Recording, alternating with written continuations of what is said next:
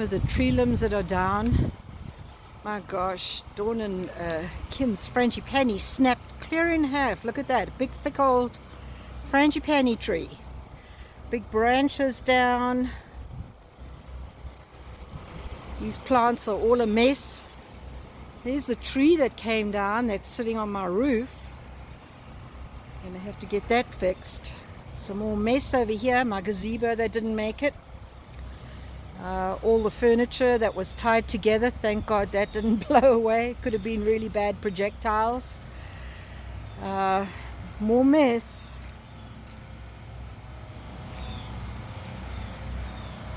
Just a lot of debris, things turned over.